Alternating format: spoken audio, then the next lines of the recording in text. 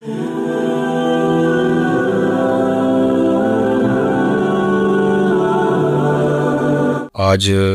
آپ کے سامنے 3 احادیث رسول صلی اللہ علیہ وآلہ وسلم مختصر تشریح کے ساتھ رکھنا چاہوں گا، اور مجھے امید ہے کہ ان احادیث میں جو روشنی، نور، برکت اور اجالے ہیں وہ ہماری زندگی میں بہت ساری تبدیلیوں کا سبب اور بہت ساری پریشانیوں کو مٹانے کا ذریعہ اور سرور باطن کا ایک بہت بڑا سبب اور ذریعہ ہوگا۔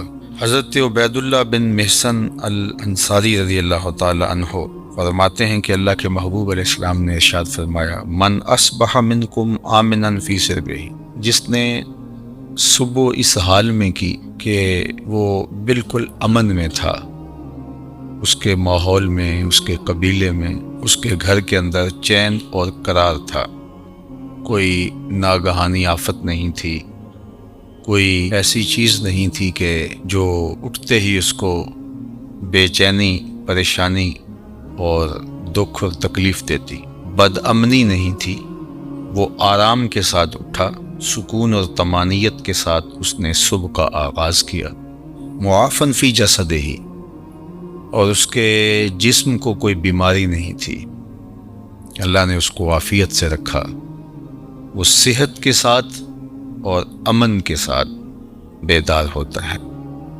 اندہ قوت یومہ ہی، اور اس دن کی ضرورت کا کھانا اس کے گھر میں موجود تھا۔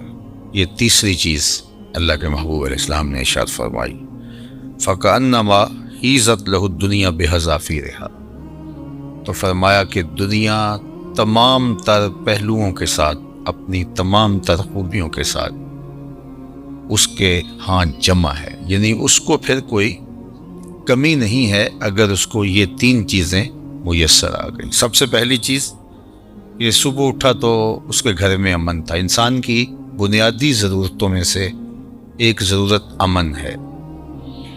بد امنی، بے چینی اور معاشرے کے اندر پھیلا ہوا انتشار، یہ بہت اذیت ناک ہوتا ہے، اور اگر انسان کو اپنی جان کا بھی خطرہ ہو تو اب مجھے آپ بتائیے کہ باقی چیزیں تمام کی تمام میسر بھی ہوں تو ان سے تلذذ تو حاصل ہی نہیں کیا جا سکتا۔ تو انسان کی بنیادی ضرورت امن ہے، اور پھر اگر صحت نہیں ہے تو ڈھیر ہوں دولت کے تو وہ کس کام کے۔ اور تیسری بات کہ انسان کے پاس صحت بھی ہے اور امن و امان میں بھی ہے، لیکن کھانے کو ایک دن کی روزی بھی نہیں ہے، تو ظاہر ہے پیٹ تو تقاضا کرتا ہے۔ بھوک جب ستاتی ہے تو انسان اس کے لیے بے چین ہو جاتا ہے۔ اب کوئی شخص صبح جب بیدار ہوا تو تینوں چیزیں اسے میسر تھیں۔ ایک تو امن و امان کی صورتحال تھی، دوسری چیز ارشاد فرمائی کہ وہ اپنے جسم میں کوئی بیماری نہیں پاتا تھا، خیریت کے ساتھ اٹھا، عافیت کے ساتھ بیدار ہوا، اور تیسری بات ارشاد فرمائی کہ اس کے پاس ایک دن کا کھانا موجود تھا۔ تو فرمایا کہ اس کو دنیا کی کوئی کمی نہیں ہے، وہ شکوہ نہ کرے کہ میرے پاس کچھ ہے نہیں۔ یہ تینوں چیزیں مل گئیں تو اللہ نے اس کی جھولیاں بھر دی ہیں۔ آج کا انتظام اس نے تمہارے لیے کر دیا ہے نا، تو کل کا بھی ہو جائے۔ آج اگر صحت ہے تو اللہ کل بھی عطا کر دے گا۔ آج اللہ جل شانہ نے امن اس کے لیے میسر فرمایا ہے تو کل کا دن بھی اس سے توقع رکھنی چاہیے کہ ایسے ہی گزرے۔ تو یہ 3 چیزیں اگر میسر ہیں اور پھر بھی انسان شکوے کی زبان کھولے تو اس کو ناشکرہ کہا جائے گا، اور اگر کوئی ان چیزوں کے میسر آنے پر اللہ کا شکر گزار ہو اور اس کا سر اللہ کے حضور شکرانے میں جھک جائے تو اللہ اس کو اور زیادہ رحمتوں سے نوازنے والا ہے۔ تو یہ ایک تو اس حدیث میں ہمیں توکل سکھایا گیا، اللہ تعالیٰ جل شانہ پر راضی رہنے کا سبق دیا گیا، خام خواہ ہمیں واویلا کرنے سے منع کیا گیا۔ آپ اپنی سہولت، اپنی طاقت کے مطابق رزق کمانے کے اندر مشغول رہ سکتے ہیں، لیکن اپنے آپ کو اتنا تھکا لینا، اس کے لیے کہ زندگی ہی تلخ ہو جائے، یہ کوئی دانش مندی نہیں ہے۔ آج کی تاریخ میں جو ہمارے ساتھ جڑی ہوئی ضرورتیں ہیں، ان میں سے بہت ساری ضرورتیں ایسی ہیں کہ جو خود ساختہ ہیں، وہ ہماری ذاتی طور پہ خود ساختہ جڑی ہوئی چیزیں ہیں، یا معاشرت نے خود ساختہ چیزوں کا اتنا بوجھ ہمارے اوپر لاد دیا ہے کہ وہ ہمیں کرنا پڑ رہا ہے۔ اگر معاشرہ اللہ کے رسول صلی اللہ علیہ وآلہ وسلم کے بتائے ہوئے طریق کے مطابق سادگی اختیار کرتا ہے اور میانہ روی کے ساتھ وہ زندگی بسر کرتا ہے، ان حالات کے اندر بھی زندگی تلخ نہیں ہے۔ لیکن چونکہ ہم دیکھتے ہیں دوسروں کو اور ان کی دولت، ان کا مال، ان کو میسر نعمتوں کے ساتھ اپنا موازنہ کرتے ہیں، اور پھر اپنے آپ کو خامخواہ تھکانے لگ جاتے ہیں اور ایک اذیت میں مبتلا ہو جاتے ہیں۔ تو فرمایا کہ جس کو اس حال میں صبح ملی کہ وہ امن و امان میں تھا، اس کے جسم کو کوئی بیماری نہیں تھی، اور اس کے پاس اس دن کا کھانا موجود تھا، تو اللہ تعالیٰ نے گویا اس کو دنیا کی ساری نعمتیں عطا کر دی ہیں۔ یہ نصیب ہو گیا تو وہ اللہ کا شکر بجا جائے۔ حضرت عبداللہ بن عمر بن عاص رضی اللہ تعالیٰ عنہ سے مروی ایک روایت جو امام مسلم نے اپنی سند کے ساتھ روایت فرمائی ہے کہ ان رسول اللہ صلی اللہ علیہ وآلہ وسلم قال، اللہ کے محبوب علیہ الصلاۃ والسلام نے ارشاد فرمایا، قد افلح من اسلم، فلاح اس نے پائی جس کو اسلام کا نور نصیب ہو گیا۔ سب سے بڑی دولت جو ہمیں اس دنیا کے اوپر عطا کی گئی ہے وہ ایمان کی دولت، اور سب سے بڑی دولت جو ہمیں آخرت میں عطا کی جائے گی وہ دیدار الہی۔ جو اس دنیا میں اسلام سے، ایمان سے محروم رہا تو وہ حقیقی محروم ہے۔ ہوا میں اڑے، چرخ پہ جھولے، دنیا کی ساری مال و دولت کا مالک بن جائے اور عالی منصبوں کے اوپر فائز المرام رہے، دنیا اس کو سلوٹ کرے، عزت وقار کی مسند پر بیٹھا ہو، دنیاوی اعتبار سے وہ ہواؤں میں اڑتا پھرے، لیکن اگر اس کا سینہ ایمان کے نور سے خالی ہے، کوڑی مول نہیں اس کا، تو سب سے بڑی دولت اس دنیا کے اوپر جو حضرت انسان کو دی گئی ہے وہ اسلام ہے، ایمان کی دولت۔ تو اللہ کے محبوب نے فرمایا قد افلح من اسلم، فلاح اس نے پائی جس کو اسلام مل گیا۔ اللہ اکبر۔ یہاں لفظ جو استعمال کیا گیا ہے وہ افلح ہے، یعنی وہ کامیاب ہوا۔ فلاح کا لفظ جو ہے یہ بہت جامع لفظ ہے، اور ہم سب لوگ اس لفظ سے اچھی طرح آگاہ ہیں، شناسا ہیں۔ ہر روز ہمیں ہر نماز کے لیے پکاری گئی اذان میں 2 مرتبہ دعوت فلاح دی جاتی ہے، حی علی الصلاۃ، حی علی الفلاح۔ تو ہمیں کامیابی کی طرف بلایا جاتا ہے، اور فلاح دنیا اور آخرت دونوں جہانوں کی کامیابی کے لیے بولا جاتا ہے۔ تو دنیا میں بھی وہ سرخرو اور کامیاب ہو گیا، اور آخرت میں بھی سرخرو اور کامیاب ہو گیا۔ کون؟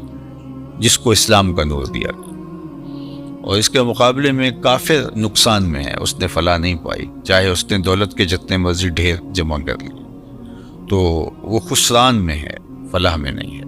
وَقَانَ رِزْقُهُ كَفَافًا، ایک تو اس کو اسلام ملا، اور دوسرا اس کے پاس گزارے کا رزق میسر تھا، اس کی ضرورت اس سے پوری ہو رہی تھی، وہ فاقوں سے مر نہیں رہا تھا، اس کی ضرورتیں پوری ہو رہی تھی، اس کا بدن برہنہ نہیں تھا، بدن ڈھانپنے کے لیے کپڑے میسر تھے، پرانے سے ہی، بہت مہنگے نہیں، واجبی سے ہی صحیح، اس کو جو ضروریات زندگی ہے وہ میسر ہیں، اور گزارے کا رزق اللہ تعالیٰ نے اس کو عطا کر دیا ہے۔ یہ 2 چیزیں، اسلام کی دولت اور گزارے کا رزق۔ اب تیسری بات کیا فرمائی؟ وَقَنَّعَهُ اللَّهُ بِمَا آتَاهُ، اللہ جل شانہ نے اس کو یہ جو عطا کیا ہے اس پر وہ مطمئن ہے، اور اس پر وہ قناعت کرتا ہے، اس پر وہ راضی ہے کہ مالک تو نے مجھے جس حال میں رکھا ہے میں واہ واہ خوش ہوں اس پر۔ اللہ اکبر۔ تو ایسا شخص کامیاب ہو گیا، یعنی ایمان کا نور نصیب ہے، اسلام کی دولت میسر ہے، اور ضرورت کی روزی اس کو نصیب ہو جاتی ہے، اور اس پر وہ راضی بھی ہے۔ اس پر وہ قانع بھی ہے، خوش ہے کہ مالک میں تیری تقسیم پہ راضی۔ اللہ سے زیادہ کی اگر وہ طلب کرے اور کوشش اور سعی کرے تو شریعت اس سے بھی نہیں روکتی، لیکن جتنا اس نے عطا کر رکھا اس میں بھی تو راضی رہے، اس میں بھی تو خوش رہے۔ اگر نہیں خوش رہے گا تو کیا کرے گا؟ اللہ نے تو جو مقسوم اس کے لیے کیا ہے، جو لکھا ہے وہی ملے گا اس کو، تو اب الٹی چھلانگے بھی لگائے تو کچھ نہیں کر سکتا۔ تو وہ کوشش کرے، اللہ سے دعا مانگے، اس کی ضرورتیں بڑھ رہی ہیں تو وہ کہے مالک میری ضرورتیں بڑھ رہی ہیں تو مجھے اس کے لیے اپنی جناب سے رزق بھی وسیع عطا کر دے، تو اس میں کوئی حرج نہیں ہے۔ اس کے لیے اپنے کام کو، کاروبار کو پھیلانے کی سعی کرے، کوشش کرے، لیکن اپنے اوپر مسلط نہ کر لے۔ یہ اس کے ذہن، دل، دماغ میں ہونا چاہیے کہ مالک جہاں تو مجھے رکھے گا میں رہوں گا وہاں راضی، لیکن تو کرم کر کے مجھے اور زیادہ عطا کر دے۔ تو پھر وہ جس حالت میں ہے اس حالت میں بھی خوشی کے ساتھ زندگی بسر کر رہا ہوگا، اور اللہ اس کی حالت اگر بہتر فرما دے تو اس میں بھی اس کو خوشی اور شکر کی کیفیت نصیب ہو۔ اور اگر وہ قناعت کا نور نہیں پائے گا تو وہ جس حالت میں ہے اس حالت کے اندر بھی وہ دکھی، پریشان، ہر وقت ٹینشن میں ہوگا۔ اور اگر اس کو زیادہ بھی عطا کر دیا گیا تو یہ جو بیماری اس کو لگ گئی، ناشکری کی، ہر وقت عدم اطمینان کی، وہ آگے چلا گیا، میں بہت پیچھے رہ گیا ہوں، تو آگے تو بہت سارے لوگ ہیں، تو وہ کبھی بھی اس مرض سے چھٹکارا نہیں پا سکے گا۔ وہ کروڑ پتی بھی ہو جائے گا، ارب پتی بھی ہو جائے گا، لیکن اس کے نفس کی کمینگی ختم نہیں ہوگی۔ تو نفس کی کمینگی یہ انسان کو توڑ کے رکھ دیتی ہے۔ حضرت فضالہ بن عبید الانصاری رضی اللہ تعالیٰ عنہ باتیں ہیں کہ انہ سمع رسول اللہ صلی اللہ علیہ وآلہ وسلم یقول، میں نے حضور علیہ الصلوۃ والسلام کو فرماتے ہوئے سنا تھا، طوبی لمن ہدی الی الاسلام، جس کو ہدایت اسلام نصیب ہوئی اس کو مبارک۔ ایک تو طوبہ سے حضور نے مبارک دی، اور شارحین نے لکھا ہے کہ طوبہ جنت کا درخت بھی ہے، تو حضور نے فرمایا اس کو جنت کا وہ درخت نصیب ہوگا۔ اور جنت کا درخت کوئی ان درختوں کی طرح تھوڑا ہے کہ ایک جگہ پہ ہو اور تھوڑا سا سایہ ہو۔ جنت کے درختوں کے اتنے لمبے اور گھنے سائے ہیں کہ سواری کے اوپر بیٹھ کے کوئی چلے 500 سال تک چلتا رہے تو سایہ ختم نہ ہو۔ تو جس کو جنت میں ایک درخت بھی مل گیا تو اس کو جاگیریں مل گئیں، اللہ اکبر۔ اور جس کو پھر باغات ملیں گے تو اس کی پھر کیا نعمتیں ہیں۔ تو حضور نے فرمایا طوبہ، یعنی ایک تو اس کو جنت کا درخت طوبہ نصیب ہو، یا پھر اس کو مبارک ہو، لمن ہدی الی الاسلام، جس کو ہدایت اسلام دی گئی، وکانا عیشہ کفافن، اور اس کی زندگی کفایت کی تھی، جو ضرورت تھی اس کی وہ ہی پوری ہو رہی تھی، بس گزارا ہو رہا تھا، محتاج نہیں ہوا تھا، کسی کے آگے ہاتھ پھیلانے کی نوبت نہیں آئی تھی، لیکن بہت زیادہ بھی نہیں تھا، بس گزر اوقات ہو رہی تھی۔ وقنّع، اور اس پہ وہ مطمئن بھی تھا۔ یہ مطمئن ہونا ہوتا ہے، چونکہ جس حالت میں وہ رکھے اس حالت میں تو رہنا پڑے گا ہی، وہ کیا کرے گا، لیکن اس حالت میں رہ کے اس پر مطمئن ہونا، اصل یہ وہ چیز ہے کہ بندہ کہے کہ مالک میں تیرے اوپر راضی۔ اور اگر کوئی بندہ اللہ کی اس تقسیم پہ، اس کے دیے گئے پہ راضی ہو جاتا ہے تو اللہ کے محبوب کا ایک اور فرمان ہے جو سیدنا علی المرتضیٰ رضی اللہ تعالیٰ عنہ سے مروی ہے کہ جو اللہ کے دیے گئے تھوڑے رزق پہ راضی ہو گیا، اللہ کے محبوب فرماتے ہیں اللہ اس کے تھوڑے عملوں پہ راضی ہو جائے گا، کہ بندے تجھے ضرورت بھی تھی اور پھر بھی تو میرے دیے پہ راضی ہو گیا، تھوڑے پہ راضی ہو گیا۔ دیکھو اللہ کے ہاں کیا کمی ہے، تھوڑا دے دے یا زیادہ دے دے، لیکن اگر وہ تھوڑا دیتا تو وہی جانتا ہے کیوں دیتا ہے، اور اگر وہ زیادہ دیتا ہے تو وہی جانتا ہے کیوں دیتا ہے۔ بعض اوقات ایسے لوگوں کو اتنا فراواں مال دیا ہوتا ہے کہ بندہ کہتا ہے کہ یار اس کو اتنا مال ہو، اس کو پتہ بھی نہیں ہوتا، نہ اس کے پاس کوئی فہم ہوتا ہے، نہ اس نے کوئی منصوبہ بندی ہوتی ہے، تو وہ جس طرح چھت پھاڑ کے دینے والا معاملہ ہوتا ہے۔ اور بڑے بڑے ملازمین اس کے آگے پیچھے ہو رہے ہوتے ہیں، وہ کسی کام کا آدمی نہیں ہوتا۔ میاں صاحب نے کہا تھا بے وقوفاں دے نوکر ویکے دانش مند سے آنے، تو بڑی دولت دے دیتا ہے۔ اور بعض بہت پڑھے لکھے، سمجھدار، معاملہ فہم، لیکن بیچارے وہ مشکل اپنا گھر چلا رہے ہوتے ہیں۔ اب یہ اس کی تقسیم ہے۔ ہاں، اگر قناعت مل گئی، شکر گزاری کا جذبہ مل گیا، وہ جس کو زیادہ دیا اس کو بھی اور جس کو کم ملا اس کو بھی، تو پھر اللہ کی طرف سے کامیابی ہے، وہ پھر فالح ہے۔ چونکہ اگر وہ یہ جذبہ دے دے تو پھر گزارے کے رزق پر بھی قناعت، اللہ پہ راضی رہنے کا جذبہ اور توفیق بہت بڑی سعادت ہے۔ اور اگر یہ نور نصیب نہ ہو قناعت کا اور اللہ پہ راضی رہنے کا، تو پھر کروڑوں اربوں کے باوجود بھی انسان ناشکرا ہی رہتا ہے۔ وہ کہتا ہے نہیں بس چل ہی نہیں رہا جی، آج کل ہیں ہی بہت مشکلات۔ میں ایک دفعہ ایک سفر پہ تھا تو ایک شخص مجھے ملا، کوئی تقریب تھی، اس کے بعد مصافحہ کرتے ہوئے تو جس طرح ایک روٹین کے ساتھ کیا حال ہے، کیسے ہیں، تو اس کے کپڑے کچھ پھٹے ہوئے تھے، لوگ مل رہے تھے، تو میں ہر ایک سے پوچھ رہا تھا کیسے ہیں جناب، کیسی طبیعت ہے۔ تو میں نے جب اس سے پوچھا تو اس نے کہا اللہ کا بڑا کرم۔ جب ہاتھ اٹھایا تو یہاں سے اس کی قمیض پھٹی تھی، لٹک رہی تھی، تو اس کے اس انداز سے میں رک گیا اور میں اس کو کہا کہ آپ مجھے دوبارہ ملیے گا، جب لوگوں سے ملاقات ہوگی۔ تو پھر میں نے کہا اور سنائیں کیسے ہیں، تو کیا کر رہے ہیں؟ تو وہ کہنے لگا کہ میرے پاس 6 کنال زمین ہے، اس میں تھوڑی سی کاشت کر لیتا ہوں، اور اس زمین سے میں نے 10 مرلے جگہ مسجد کے لیے وقف کی ہے اور میں خود مسجد بنا رہا ہوں، بس آپ دعا کریں کہ اللہ کا گھر بن جائے۔ وہ تھوڑا تھوڑا کماتا ہوں، کچھ بچوں کو دیتا ہوں، اور کوئی بچتا ہے اور کوئی اور بھی اگر تعاون کرتے تو اس کی مہربانی، ورنہ میرا عزم ہے کہ اس کو بنانا ہے۔ تو وہ کوئی عالی شان دنیاوی اعتبار سے تو نہیں بنے گی، لیکن جیسے بھی، تو میری بس آرزو ہے کہ میں زندگی میں مسجد کو مکمل ہوتا دیکھ لوں بس۔ اب اس نے ہاتھ کھڑا کیا تو یہاں سے پھٹی ہوئی قمیض لٹک رہی تھی، لیکن ایسے ہاتھ اس کا، اللہ کا شکر ہے۔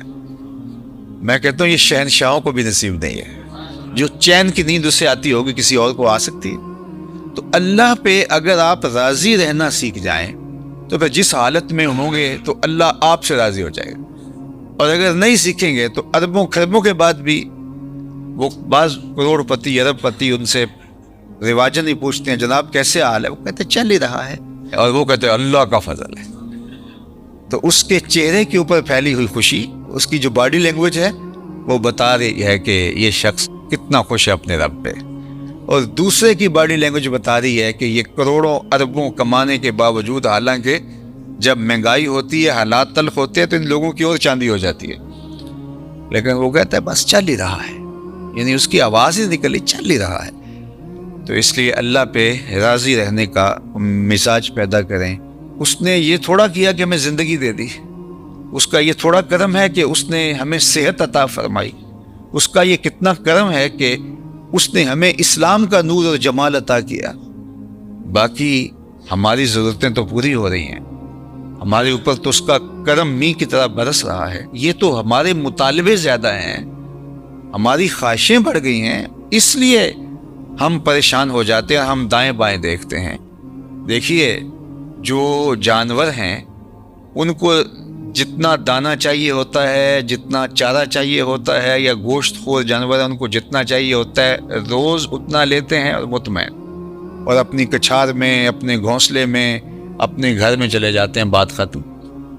انسان کے لیے مسئلہ یہ ہے کہ یہ جمع کرنے کے چکر کے اندر پریشان ہو گیا ہے۔ دنیا کے اوپر صرف 2 مخلوقیں ایسی ہیں جو رزق جمع کرتی ہیں، ایک انسان، دوسری چیونٹی۔ اس کے علاوہ جتنی بھی مخلوقیں ہیں، چاہے وہ پانی کی ہیں، وہ مخلوقیں خشکی کی ہیں، ہواؤں میں اڑنے والی ہیں، کوئی اپنا رزق جمع نہیں کرتا۔ ہم کتنا کھاتے ہوں گے، لیکن یہ ہاتھی کتنا روز کھاتا ہے؟ بڑی مچھلیاں، وہیل مچھلیاں ہیں، یہ اتنا کھاتی ہیں ٹنوں کے حساب سے، اور اللہ اس پانی میں ان کے لیے وہ میسر فرما رہا ہوتا ہے۔ یہ ہنس پرندہ جو ہے یہ خالص سچے موتی کھاتا ہے، اور دنیا کے اندر لاکھوں کروڑوں ہنس پائے جاتے ہیں، اور اللہ روزانہ پیٹ بھرنے کے لیے ہر ایک کو سچے موتی فراہم فرماتا ہے۔ تو ہم تو خام خواہ پریشان ہو گئے۔ ہاں، ہمیں سعی کرنے کا کہا گیا ہے، محنت کرنے۔ وہ پرندہ بھی اڑ کے جاتا ہے، شیر بھی اپنی کچھال سے نکل کے شکار کرتا ہے، سعی وہ بھی کرتا ہے۔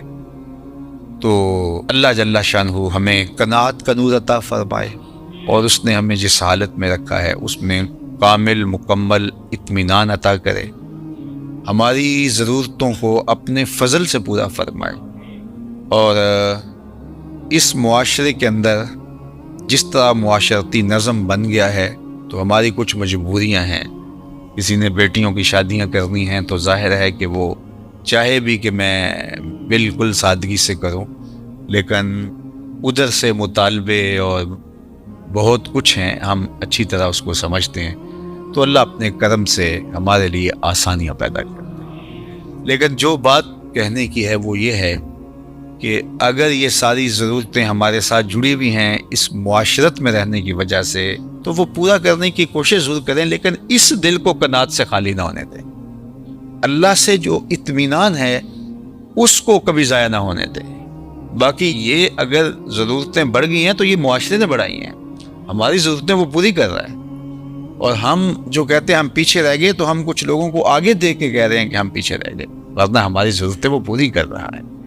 اور اس پر اللہ کے محبوب علیہ السلام نے ایک بڑی خوبصورت ایک بات ارشاد فرمائی، انظروا الی من هو اسفل منکم، فرمایا اپنے نیچے دیکھو، نیچے دیکھنا شروع کر دو گے تم سکون میں آ جاؤ، اور جب آپ اوپر دیکھو گے تو آپ جہاں بھی چلے جاؤ گے تو کوئی اور اوپر ہوگا، تو اس کو دیکھو گے تو آپ کہو گے کہ میں پیچھے رہ گیا ہوں۔ حتیٰ کہ وہ جو دنیا کے ٹاپ 10 لوگ ہوتے ہیں، دنیا کے 10 امیر ترین لوگ، تو وہ بھی جو آگے والا ہوتا ہے اس کو دیکھ رہے ہوتے ہیں کہ میں ان میں بھی جو ہے وہ ٹاپ پہ آ جاؤں، اور جو آخری والا ہوتا ہے جو سب سے دنیا کا امیر ترین کہلاتا ہے، تو وہ بھی کوشش میں لگا ہوتا ہے کہ اگلے سال جب یہ فہرست بنے تو میں کہیں پچھلے نمبر پہ نہ آ جاؤں۔ تو یہ دوڑ اس لیے لگی ہوئی ہے، اور پیسے اتنے ہیں کہ شمار بھی نہیں ہے، دولت اتنی ہے کہ پتہ بھی نہیں ہے کہاں کہاں پڑی ہوئی ہے۔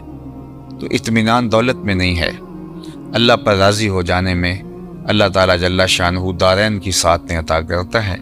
بارگاہ عزدی میں دعا ہے کہ اس ماہ منور کی برکتیں اللہ ہماری زندگیوں میں اتار دے۔